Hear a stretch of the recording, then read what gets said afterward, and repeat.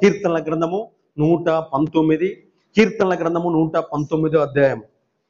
కీర్తనల గ్రంథము 119, కీర్తనల గ్రంథము 119 97. కీర్తనల గ్రంథము 119, 97. నీ ధర్మశాస్త్రము నాకెంతో ప్రియముగానున్నది, దినమెల్లా నేను దాన్ని ధ్యానించుచున్నాను. హల్లెలూయా. నీ ధర్మశాస్త్రము నాకెంతో ప్రియమైనదిగా ఉన్నది, దినమల్లా నేను దానిని ధ్యానించుచున్నాను. ఆజ్ఞలు మనకి ఎలా ఉండాలంటే ప్రియముగా మారిపోవాలి. చెప్పండి, ఆజ్ఞలు ఎలాగ మారిపోవాలి? ప్రియముగా మారిపోవాలి. ఆజ్ఞలు ఎలా మారిపోవాలంటే ప్రియముగా ప్రియముగా ప్రియముగా ప్రియముగా ప్రియముగా మారిపోవాలి. ఆజ్ఞలు ఎవరైతే నాకు కష్టంగా ఉంది అని అంటారో వారు దేవుడి రాజ్యంలో ప్రవేశించలేరు. ఆజ్ఞలు మనము మోకాళ్ళ ప్రార్థన చేసేటప్పుడు కష్టంగానే ఉంటది, ఉపవాసాలు ఉండేటప్పుడు కష్టంగానే ఉంటది, దశంభాగం ఇచ్చేటప్పుడు కష్టంగానే ఉంటది, ఆ తర్వాత మందిరానికి రావాలంటే కష్టంగానే ఉంటది. అయితే వాటిని ఏం చేయాలి? రోజు అలవాటు చేసుకుంటూ ఉన్నప్పుడు ఆ ఆజ్ఞలు నీకు ప్రియముగా మార్చబడును గాక. ఆజ్ఞలు ఎలా మార్చబడతాయి? ఆజ్ఞలు నీకు ప్రియముగా ఎప్పుడైతే మార్చబడతాయో మూడింటి మీద దేవుడు నీకు అధికారం ఇస్తాడు. అన్న పిల్లలను చూడు, దేవుడు మూడింటిపైన నీకు అధికారం ఇస్తాడు. చెప్పండమ్మా, ఏడింటి మీద కింద చదవండి. 98 చదవండి. 98. నీ ఆజ్ఞలు నిత్యము నాకు తోడుగానున్నవి, నా శత్రువులకు మించిన జ్ఞానము నాకు కలగజేయుచున్నవి. ఫస్ట్ ఏంటంట? శత్రువులందరిని మించిన జ్ఞానం వస్తుంది. శత్రువులందరిపైన ఏమొస్తుంది? శత్రువులను మించిన జ్ఞానం మన దగ్గర ఉంటది. రెండోది 99 వచ్చిన, నీ శాసనములు నేను ధ్యానించుచుండగా కావున నా బోధకులందరికంటే నాకు విశేష జ్ఞానము కలదు. నాకు విశేష జ్ఞానము కలదు. ఇక్కడ రెండో విషయం ఏంటంటే నా బోధకులందరికంటే విశేష జ్ఞానం వస్తుంది. దేనివల్లంట? ఆయన ఆజ్ఞలు ఎప్పుడైతే మనం పాటిస్తామో, ఆయన వాక్యాన్ని మనం ఎప్పుడైతే చదువుతామో మన బోధకులందరికంటే అధికమైన విశేష జ్ఞానం వస్తుంది. మూడోది చదవండి 10. నీ ఉపదేశమును లక్ష్యము చేయుచున్నాను, కావున వృద్ధుల కంటే నాకు విశేష జ్ఞానము కలదు. 1 శత్రువులు, 2 బోధకులు, 3 వృద్ధులు. వీళ్ళు ముగ్గురిని మించిన జ్ఞానము మనకి దేని వల్ల వస్తుందంట? ఆయన ఆజ్ఞలు, ఆయన ధర్మశాస్త్రము చదవటం వల్ల వస్తుంది. మనం రోజు గంటలు చదివి స్కూల్కి సంవత్సరాలు వెళ్ళటం కాదు. అలా వెళ్ళటం దానికన్నా వాక్యాన్ని బాగా ప్రియముగా ఎవరైతే చదువుతారో, ఆజ్ఞలు ఎవరైతే మంచిగా చదువుతారో, ఆజ్ఞలు ఎవరైతే సులువుగా మార్చుకుంటారో వారు దేవునికి ప్రియులుగా మార్చబడతారు. వారు దేవునికి ఎలా మార్చబడతారంట?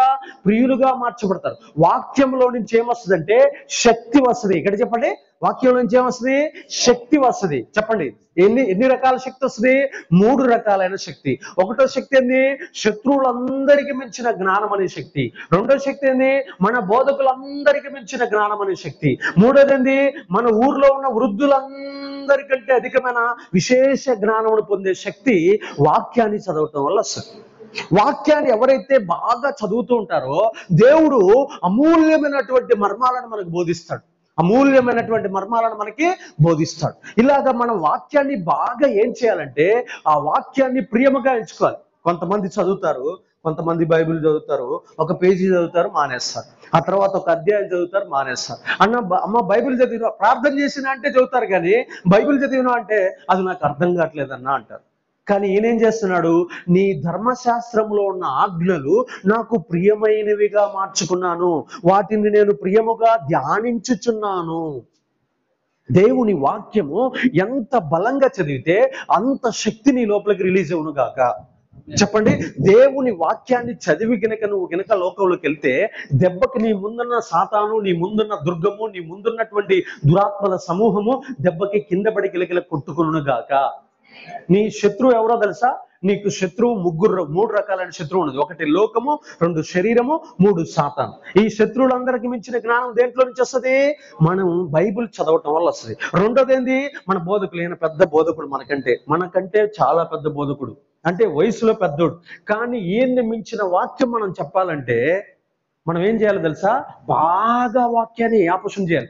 ఈ అన్న కూడా మనకంటే పెద్దోడే, ఈయన పెద్దోడే, కానీ ఆయన్ని మించిన జ్ఞానం మనకు రావాలంటే మనం ఏం చేయాలంటే వాక్యాన్ని బాగా ఆపోషణ పట్టాలి.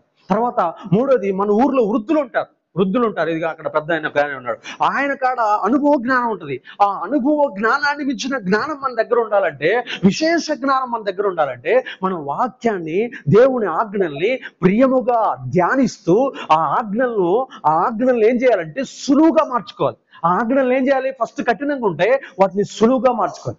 రోజు ఉపవాసం ఉండే కొద్దీ ఏమవుతుందంటే ఉపవాసం మనకు అలవాటైంది.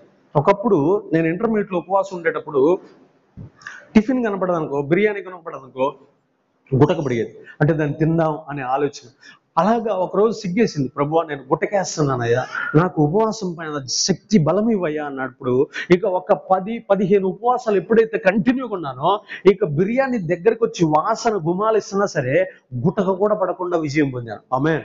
దేవునికి మహిమ ఘనత ప్రభావములు కల. అలాగా ఏం చేయాలంటే ఆపోషణ పట్టాలి. ఏం చెప్పండి? ఆపోషణ పట్టాలి. మీకు ఒక చిన్న ఎగ్జాంపుల్ చెప్తాను, ప్రార్థన జీవితానికి సాదృశ్యం చెప్తాను. గిలకానండి, అందరూ గిలకానండి. గిలక, ఇగో ఇక్కడ ఒక గిలక ఉంది చూడండి. ఇది ఎంత నల్లగా మారిపోయిందంటే దగ్గర 15 సంవత్సరాల నుంచి సంఘం కోసం ప్రార్థన చేస్తాను. మొన్నటి రోజు నాకు ప్రభు మాట్లాడి చెప్పాడు, ఏందో తెలుసా, నువ్వు అంబర్పేటలో కూడా సంఘం పెట్టు అని చెప్పాడు. పేరు చెప్తున్నాడండి, కల్లో వచ్చి దేవుడు నువ్వు అంబర్పేటలో సంఘం స్టార్ట్ చేయన్నాడు. నేను అంబర్పేట పోయి ఎతికితే ఒక్క ప్లేస్ లో కూడా సంఘానికి స్థలం ఇట్లా. అక్కడ మనకు ఒక 4 కుటుంబాలు ఉంటే అక్కడ ఉన్న చెల్లెలకి చెప్పాను, అమ్మ నాకు ఇట్లా దర్శనం వచ్చింది, దేవుడు నాకు అక్కడ పెట్టమన్నాడంటే ఆయమ్మాయి కూడా చెప్పిండట, పలానా 2వ అంతస్తులో ప్లేస్ దొరుకుతుంది, అది తీసుకోమని పాస్టర్ అయ్యకని చెప్పి. కొడు చెప్పలు గట్టిగా. దేవుడికి మహిమ ఘనత ప్రభావములు కలిగింది. నీ జీవితంలో 1,00,000 సమస్యలు ఉన్నాయి, కానీ ఒక్కదాంతో వాటిని సాధించవచ్చు. నువ్వు మోకాళ్ళు నల్లబడేటట్లు, నీ గిలకలు నల్లగా మారిపోయేటట్టు గనక నువ్వు ఒక్కడివి గనక ప్రార్థన చేస్తే, నువ్వు కట్టకుండా సిమెంటు, ఇదిగో కట్టపడకుండా ఉన్న ఈ గోడ ఓన్లీ ఇటుకలతోటే కట్టి అసర్కర్ చేయకుండా ఉన్నటువంటి ప్లాస్టిక్ చేయనటువంటి గోడ నువ్వు కట్టెదవుగాక, నువ్వు కొనలేకపోతున్న పొలాలు కొనేదవుగాక, నువ్వు చెయ్యలేకపోతున్న వివాహాలు చేసేదవుగాక, నువ్వు ఊహించలేనటువంటి అద్భుతాలు దేవుడు నీ ద్వారా జరిగించునుగాక, నువ్వు కట్టలేని సంఘాలు నీ ద్వారా కట్టబడునుగాక. జస్ట్ నీ మోకాళ్ళు పగిలిపోయేటట్టు ప్రార్థన చేస్తే చాలు. మరలా చెబుతున్నా, వాక్యం బాగా చదవాలి.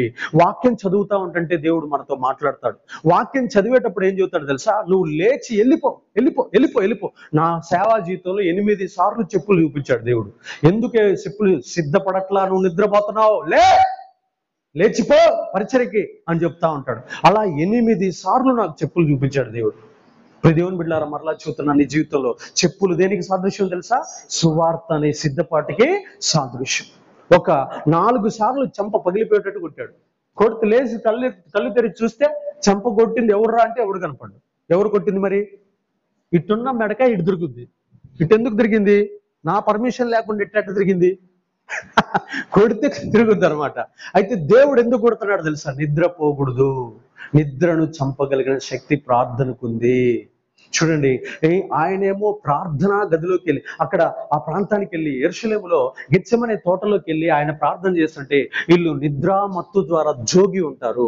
ఆయన వస్త్రములేమో రూపాంతరం చెంది దగ్గ మెరుస్తూ ఉంటుంటే వీళ్ళ వస్త్రములు నిద్రతోటి మగ్గిపోయి ఉన్నాయి. అర్థమవుతుందా? యేసు ప్రభు వారి యొక్క పరిచర్యలో ఆయన రూపాంతరం చెంది పరలోకంలో నుంచి పరిశుద్ధులు కిందకి దిగారంటే ఒక్క ప్రార్థన ద్వారానే సాధ్యం. కాబట్టి ప్రియ దేవుని బిడ్డలారా, మరలా చెప్తున్నా, వాక్యాన్ని ఎవరైతే బాగా చదువుతారో ఆ వాక్యములో నుంచి శక్తి బయటకు వచ్చునుగాక. దావీదు గారు బహు గొప్ప పరిపాలకుడు కావటానికి కారణము, బహు గొప్ప చక్రవర్తిగా కారటానికి కారణము వాక్యములో ఉన్న శక్తి ద్వారా ఆయన గొప్ప చక్రవర్తిగా మార్చబడ్డాడు.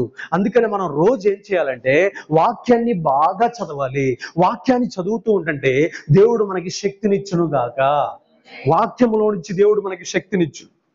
చెప్పండి, వాక్యంలోంచి దేవుడు మనకేమిస్తాడు? శక్తినిచ్చునుగాక. వాక్యంలోంచి దేవుడు మనకేమిస్తాడు? శక్తినిచ్చునుగాక. అంటే ఇప్పుడు వాక్యంలో శక్తి ఉందా లేదా? ఆ వాక్యంలో ఉన్న శక్తిని మనం వాడుకోట్లా. మనము వాడుకోట్లా. వాక్యంలో ఉన్న శక్తిని కనుక నువ్వు వాడుకుంటే ఖచ్చితంగా నీ కుటుంబం పరిశుద్ధ కుటుంబంగా మార్చబడును గాక. ఖచ్చితంగా నీ కుటుంబం పరిశుద్ధమైన ఆశీర్వాదాల కుటుంబంగా నీ కుటుంబం మార్చబడును గాక. మా ఇంట్లో ఒక్కటి కూడా అన్య సాంప్రదాయాలకు సంబంధించిన వస్తువు కనపడదు. కారణం ఏంటంటే వాక్యం బాగా ఆపోషణ పట్టుకున్నాం కాబట్టి, వాక్యాన్ని బాగా చదివాను కాబట్టి దేవుడికి ఇష్టం లేని అన్ని నాకు తెలిసిపోయినాయి. దేవుడికి ఇష్టం లేని ఏంటియో నేను తెలుసుకున్నాను కాబట్టి మా ఇంట్లో ఉన్న వ్యర్థమైన వాటన్నిటినీ తీసుకుపోయాను. ఒకప్పుడు నేను తిరునాళ్ళకు పోయేవాడిని. తిరునాళ్ళకు పోతే ఆ తిరునాళ్ళలో నా చూపు అంటే నేను ఓసన్న మినిస్ట్రీకి ఆ పరిచర్యలోకి వెళ్ళక తలకు మామూలు ఇండిపెండెంట్ చర్చిలో ఉన్నప్పుడు పరిస్థితి ఎలా ఉండేదంటే తిరునాళ్ళకు పోయే వాళ్ళం. తిరునాళ్ళకు అడిగిపోయి అక్కడ ఉన్న గాజులు, బొమ్మలు, వస్తువులు అవి కొనుక్కొని వచ్చి ఇంటికి వచ్చి చెల్లెళ్ళకి వాళ్ళకి ఇచ్చేవాళ్ళం. అక్కడికి పోయిన తర్వాత ఉపదేశం ఉన్న తర్వాత సాతాను వేటి మీద మన యొక్క దురాశలను రెచ్చగొట్టి మనల్ని వాటిని కొనుక్కునేటట్టు చేస్తాడో నాకు చెప్పిన తర్వాత ఇప్పుడు చార్మినార్ సెంటర్కి పోతా. నేను చార్మినార్ సెంటర్కి పోతే ఆడ గాజులు, దుస్తులు, దుప్పట్లు ఎన్ని ఉంటాయి, కానీ వాటి మీద కాదు నా దృష్టి. అమ్మే వ్యక్తిని ఎలా రక్షించాలి. ఒకప్పుడు ఎలా ఉంది, వాటిని గాజు పాత్రల్ని, గాజు వస్తువుల్ని, మట్టి పాత్రలు ఎలా కొందామని వాటి మీద ఉన్న దృష్టి. ఇప్పుడు వాటిని అమ్మేవాడిని ఎట్ట మార్చాలి పాయింట్ అర్థమైంది. ఒకప్పుడు ఏం దేని మీద పెట్టినా కొనేదాని మీద, ఇప్పుడు అమ్మేవాడిని ఎట్లా పట్టాలి అనే దాని మీద దృష్టి ఇచ్చిన. ఆమేన్. అర్థమవుతుందా? ఉపదేశం ఏం చేస్తుంది తెలుసా, మనిషిని మార్చేస్తుంది. ఉపదేశం ఏం చేస్తుంది, అరే ఈ అమ్మేవాడు తప్పులో ఉన్నాడు. ఒకప్పుడే తప్పులో ఉంది ఎవరు, నేను. ఇప్పుడు ఆ ఉపదేశం నా జీవితాన్ని ఏం చేసింది, మార్చేసింది. ఆ ఉపదేశం మనల్ని ఏం చేసింది,